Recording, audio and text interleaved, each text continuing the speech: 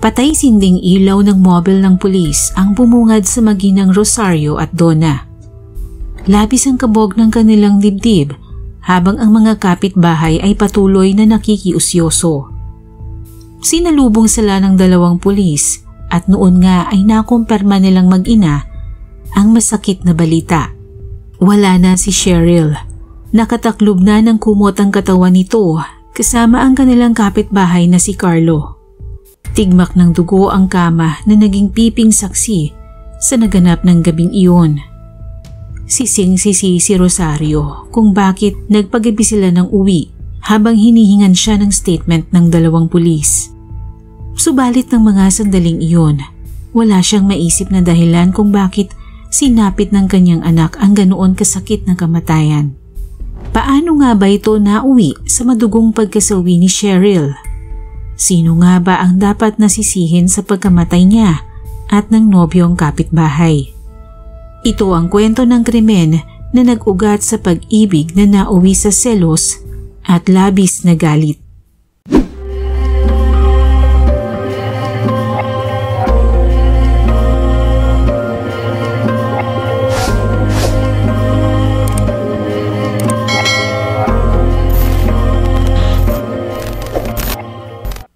Tahimik na tao si Ronald Alonzo, 30 anyos.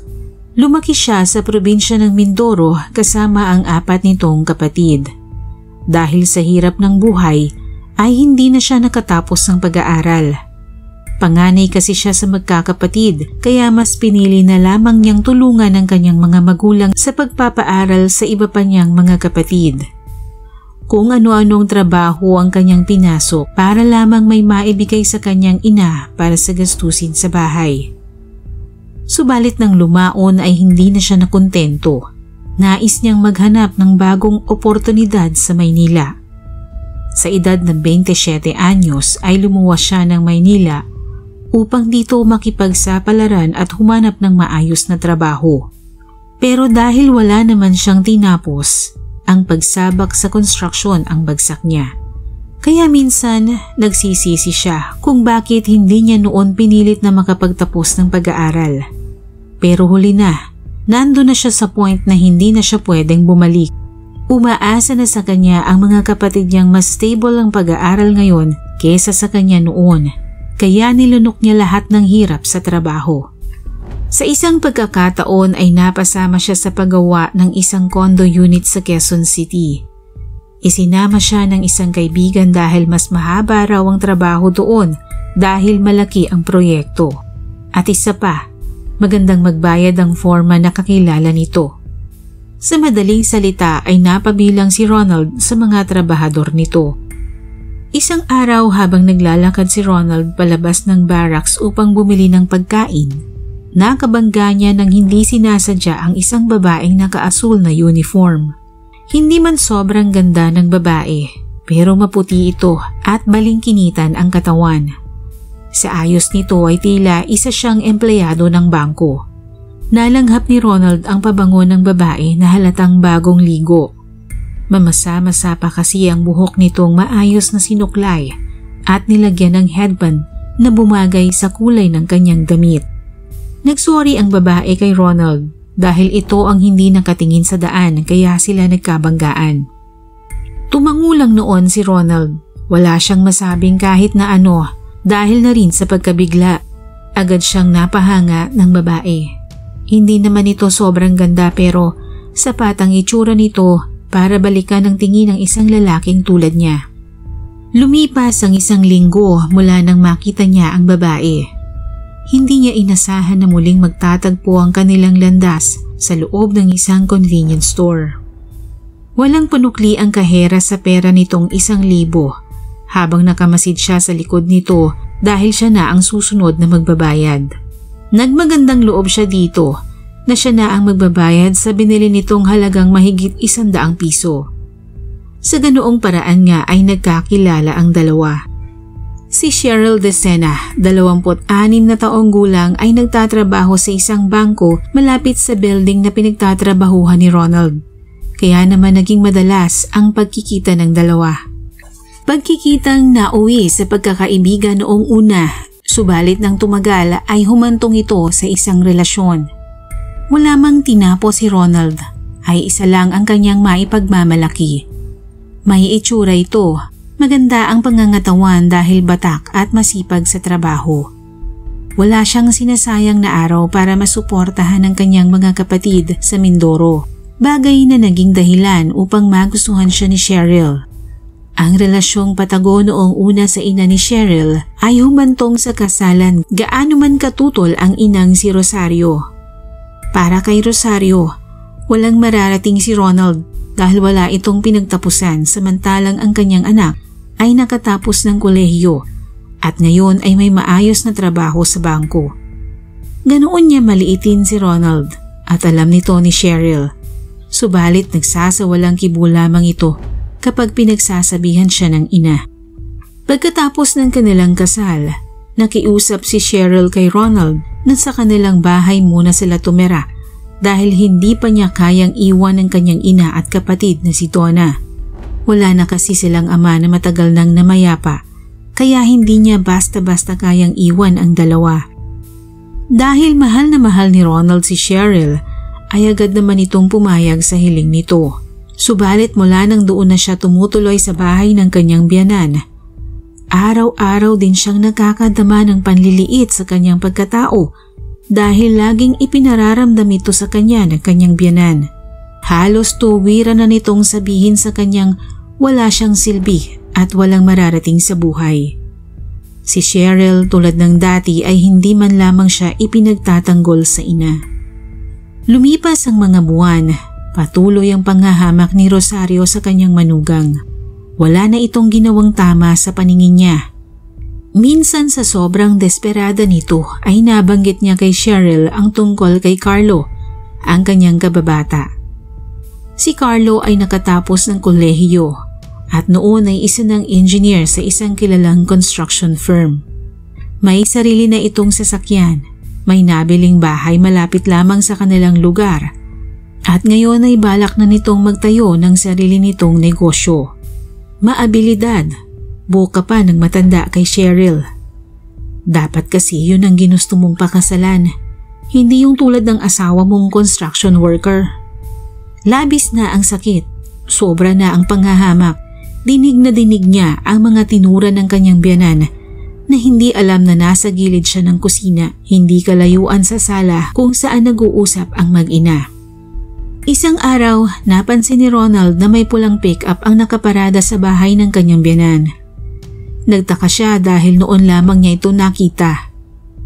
Pagpasok niya ng bahay, isang lalaking estranghero sa kanya ang magiliw na kinakausap noon ni Rosario. Carlo ang pangalan ng lalaki, natandaan niya agad ang pangalan. Ito marahil ang lalaking engineer na tinutukoy nito noong isang araw. Maputi ang lalaki, halatang hindi naaarawan. Maganda ang bihis at sa forma pa lang ay halatang may pera ito. Medyo maliit nga lang ang katawan. Hindi nagtagal ay dumating na din si Cheryl. Nagulat ito sa nadatnan sa sala nila. Tila sabik na sabik makipagkwentuhan sa lalaking nakita. Para bang marami silang pag-uusapan at tila may naiwan sa nakaraan kung magtinginan ang mga ito. Hindi rin napansin ni Cheryl ang presensya niya, kaya noon ay nakadama na siya ng pagkainis at selos. Pero kinalma niya ang sarili. Hindi na lang siya lumabas ng kwarto. Si Cheryl ay hindi na nakuhang magbihis. Dumiretso na ito ng upo sa sofa at tuloy-tuloy na nakipagkwentuhan sa lalaki. Para itong walang asawa kung makaasta. At kung hindi nga napigilan ni Ronald ay baka makagawa na siya ng bagay na hindi nila ikatutuwa. Pero nagpigil siya. Pilit niyang inunawa ang sitwasyon. Madilim na rin nang magpaalam ang lalaki. Umalis na ito. Ang akala ni Ronald ay kaswal na pagdalaw lang iyon sa isang dating kakilala. Pero ang hindi niya inasahan, ang unang beses ay nasundan pa ng nasundan. Hanggang sa isang araw, hindi na siya nakapagpigil. Nagtanong na siya sa asawa kung sino ba talaga ang lalaking iyon sa buhay niya. Inamin ni Cheryl na dating childhood sweetheart niya si Carlo. Pero nang mag-aral na sila ng high school ay nagkahiwalay na sila nang kunin ito ng kanyang ina. Wala na silang komunikasyon mula noon dahil hindi rin aktibo sa social media ang lalaki. Nakadama si Ronald ng insecurity, ng selos, ng alinlangan sa kanilang relasyon. At ang pinakamabigat sa lahat ay nang makita niya mismo na sinusundo ni Carlo si Cheryl sa trabaho. At ang masaklap, gabing-gabi na kung umuwi si Cheryl. Tahimik siyang naghihintay, wala siyang masabihan, wala siyang kakampi. Mismong ang biyanan niyang si Rosario ang sa tingin niya ang unang kinikilig kapag nakikita nitong magkasama si Cheryl at si Carlo.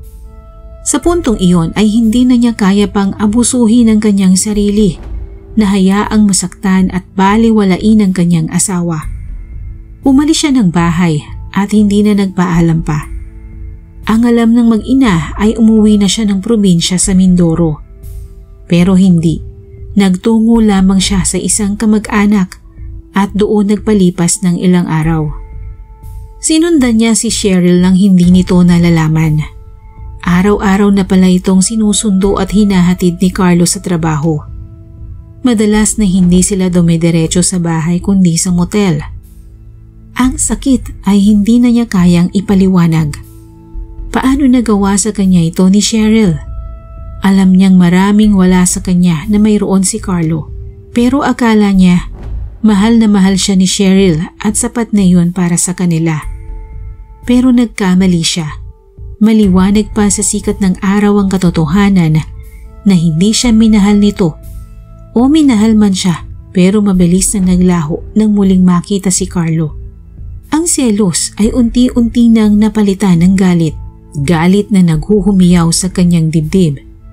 Parang sasabog na kapag hindi niya ito nailabas. Sumisigaw siya pero hindi sumapat. Gabi noong Pebrero, Valentine's Day noong 2023, umalis ang mag-inang Rosario at Donna at nagtungo sa isang party na inorganisa ng kanyang kaibigan sa Makati. Siya kay Cheryl na sila'y gagabihin ng uwi. Noon ay maagang dumating sa bahay si Cheryl. Naghanda ito ng hapunan para sa espesyal nitong bisita, si Carlo. 8:00 ng gabi nang kumatok ito ng pinto. Excited si Cheryl dahil 5th monthsary nila noon. May dalang bulaklak si Carlo at hindi pa nga nito nailalapag ang bulaklak ay dumiretso na ang dalawa sa ikalawang palapag ng bahay sa dating silid nila ni Ronald. Kitang-kita ni Ronald ang mga pangyayaring ito dahil sabay sila halos pumasok ng bahay ni Carlo, pero siya ay sa kusina dumaan. Kabisado niya ang bahay. Bawat sulok nito ay hinding-hindi niya malilimutan. Umakyat siya sa 2nd floor at dumiretso siya sa dati nilang silid. Dinig niya ang ungol at ang lagitik ng kama na lalong nagpakulo sa kanyang dugo. Tinadyakan niya ang pinto at labis na nabigla ang dalawa. Pero dahil determinado na siyang patayin ang mga ito, ay hindi sumapat ang lakas ni Carlo para pigilan siya. Maingay noong una, hanggang pawala ng pawala. Iniwan ni Ronald ang kutsilyong kinuha niya sa kusina bago siya tuluyang umalis na wala ng buhay ang dalawang walang saplot sa katawan. Nadatna ng mag-inang Rosario at Donna ang mobil ng pulis mag-aalas 12 ng hating gabi. Napahugulgol siya nang malaman ang nangyari sa kanyang anak.